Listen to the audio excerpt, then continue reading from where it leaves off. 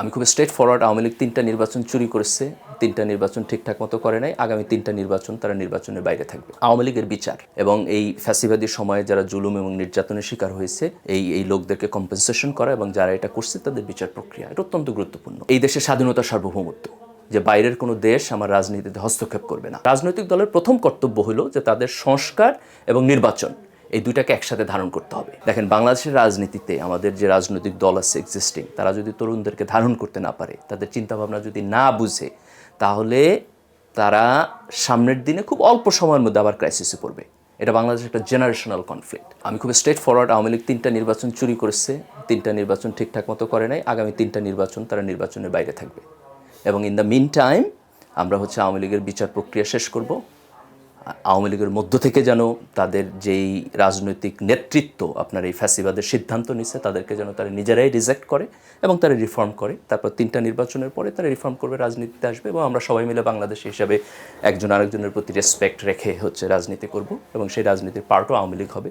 কিন্তু আওয়ামী লীগ যদি মনে করে যে গত 15 বছরের ফ্যাসিবাদ ঠিক ছিল, আওয়ামী লীগ যদি মনে করে যে আমি কোনো ভুল করি নাই, আওয়ামী লীগ যদি মনে করে যে চুরি করে নির্বাচন চুরি করে এই দেশে থাকা এটা লেজিট, তাহলে আপনি তার সাথে কীভাবে আলোচনা করবেন? সে যদি মনে করে যে রাস্তায় দাঁড়াইয়া যে তরুণ ছাত্রদেরকে সে গুলি করছে, মারছে, আজকে দেখেন প্রায় 1000 ছাত্র শহীদ হয়েছে, তাই না? প্রায় 10-15 হাজার ছাত্র আহত হয়েছে। তা আওয়ামী লীগ যদি মনে করে যে এটার সাথে তার ডিল করার কোনো প্রয়োজন নেই, এটা যা হয়েছে ঠিকই হয়েছে, তাহলে সে আওয়ামী লীগের সাথে আপনি কীভাবে বাংলাদেশে নেগোসিয়েশন করবেন? তাহলে আমি যেটা চাই সেটা হলো আওয়ামী লীগের মধ্য থেকে এটা উঠুক যে এই রেসপন্সিবিলিটি কার।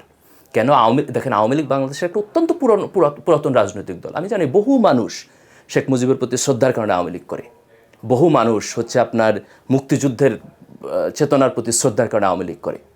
কিন্তু আপনি একটা 15 বছরের বাচ্চাকে রাস্তায় গুলি করে মারতেছেন, এটা কীভাবে আপনার মুক্তিযুদ্ধের চেতনা হয়?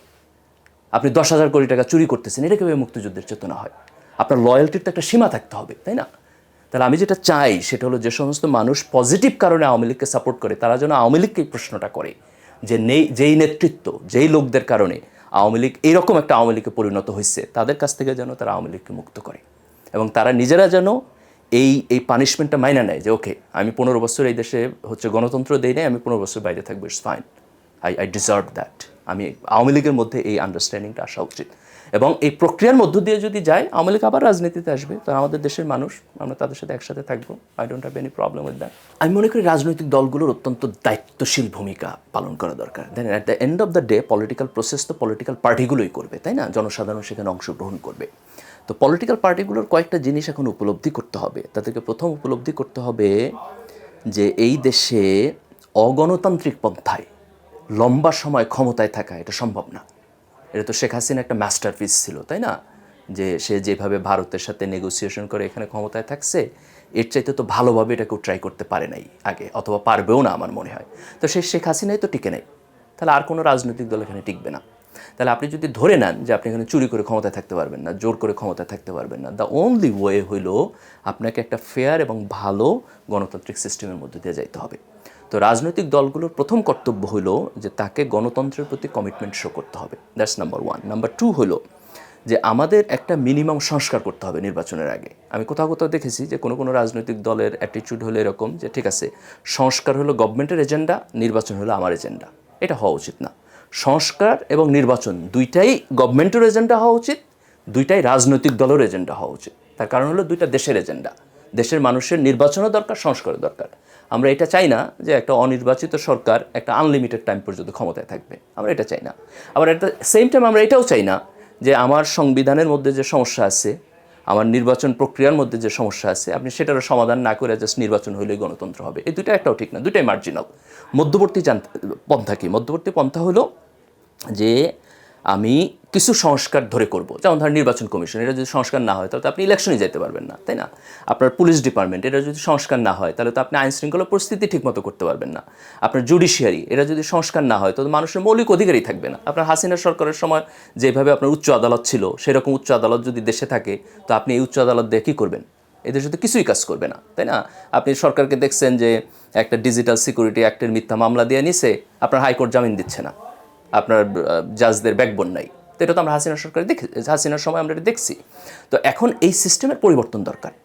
তো আমাদের যেটা করতে হবে যে এই পরিবর্তনটাকে আগায় নিতে হবে এবং তারপর হচ্ছে আমাদের নির্বাচনে যাইতে হবে। তো রাজনৈতিক দলের প্রথম কর্তব্য হলো যে তাদের সংস্কার এবং নির্বাচন এই দুইটাকে একসাথে ধারণ করতে হবে দেশের স্বার্থে। এখানে কনফ্লিক্ট তৈরি করা যাবে না, এখানে জাতীয় ঐক্যের একটা জায়গা থাকতে হবে। That's point number 1। Point number 2 হলো আওয়ামী লীগের বিচার এবং এই ফ্যাসিবাদী সময়ে যারা জুলুম এবং নির্যাতনের শিকার হয়েছে এই লোকদেরকে কম্পেনসেশন করা এবং যারা এটা করছে তাদের বিচার প্রক্রিয়া, এটা অত্যন্ত গুরুত্বপূর্ণ। আমরা যদি এই বিচারকে অতিক্রম করে না যাই তাহলে কিন্তু আমরা ন্যায় বিচারের প্রশ্ন, ইনসাফের প্রশ্ন এই দেশে করতে পারবো না। সো দ্যাটস রাজনৈতিক দলের দ্বিতীয় প্রধান কর্তব্য, যে এখানে তার স্পেসিফিক কমিটমেন্ট লাগবে। এই দেশের স্বাধীনতা, সার্বভৌমত্ব, যে বাইরের কোনো দেশ আমার রাজনীতিতে হস্তক্ষেপ করবে না, এই জায়গায় আমার কমিটমেন্ট লাগবে। রাজনৈতিক দলের খুব স্পষ্ট কমিটমেন্ট লাগবে, আমরা এখানে কোনো অ্যাম্বিগুইটি দেখতে চাই না। এবং তরুণ প্রজন্মকে আপনি কীভাবে ডিল করবেন, দেখেন আমাদের একটা বিশাল ইয়াং জেনারেশন আছে। এই ইয়াং জেনারেশনের চিন্তাভাবনা এটা কিন্তু আমাদের ওল্ড জেনারেশনের চাইতে ডিফারেন্ট। এই চিন্তাভাবনাকে আপনি কিভাবে অ্যাডপ্ট করবেন, কিভাবে চিন্তাভাবনাকে রেসপেক্ট করবেন। দেখেন বাংলাদেশের রাজনীতিতে আমাদের যে রাজনৈতিক দল আছে এক্সিস্টিং, তারা যদি তরুণদেরকে ধারণ করতে না পারে, তাদের চিন্তাভাবনা যদি না বুঝে, তাহলে তারা সামনের দিনে খুব অল্প সময়ের মধ্যে আবার ক্রাইসিসে পড়বে। এটা বাংলাদেশের একটা জেনারেশনাল কনফ্লিক্ট। এটা বোঝার সবচেয়ে সহজ উপায় কি? রাজনৈতিক দলের সবচেয়ে সহজ উপায় হলো তরুণদের প্রতিনিধিদেরকে আপনাদের রাজনৈতিক প্রক্রিয়ার মধ্যে দিয়ে আগায় নেন। তারা যেন আপনার টেবিলে সিট পায়, আপনার স্থায়ী কমিটিতে যেন তারা বসে, আপনার নির্বাহী কমিটিতে তারা যেন বসে, তারা যেন আপনার এমপি মনোনয়ন পায়। তাহলে তরুণদের প্রতিনিধি যদি আপনার মধ্যে থাকে, ভালো প্রতিনিধি যদি আপনার মধ্যে থাকে, তাহলে আপনি দেখবেন যে আপনি তাদের পালস বুঝবেন, আপনি তাদের আন্ডারস্ট্যান্ডিং বুঝবেন।